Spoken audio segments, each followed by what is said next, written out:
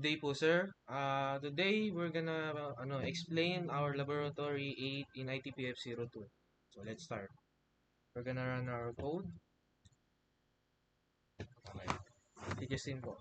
Ilalagay po natin yung email. Yung example muna po, maglalagay muna po tayo ng maling email.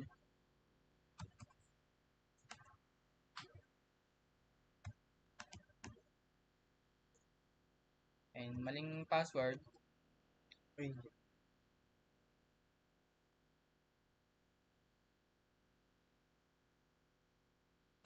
Login.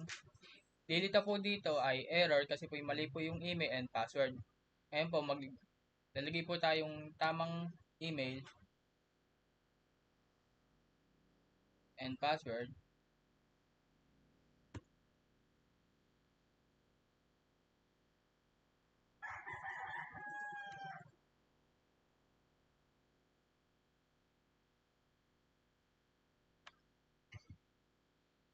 Pag lilitaw po dito ay message, login success po.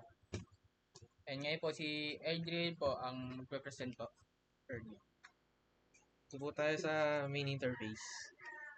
Agad po ako i-add ko po yung name ko. First name. Add ko yung middle name ko. Add ko yung last name ko. And add ko yung example na email ko.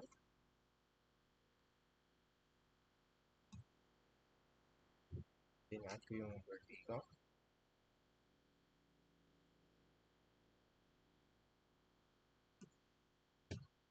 And then add lang naman natin. And then ayun, nakita po as we can see, naka-add po yung data.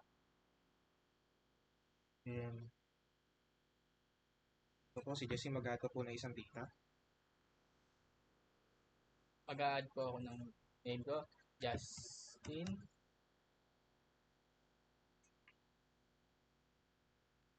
Ay, middle name ko po, Inyo. My last name, Bautista.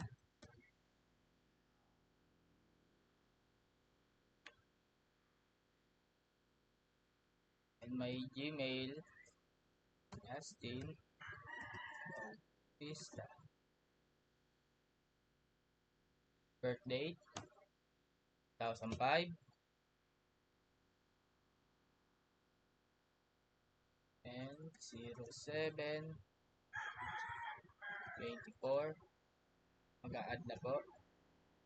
Yun. So, you can see na-add po na. So, yun lang po, sir. Thank you po. Thank you po.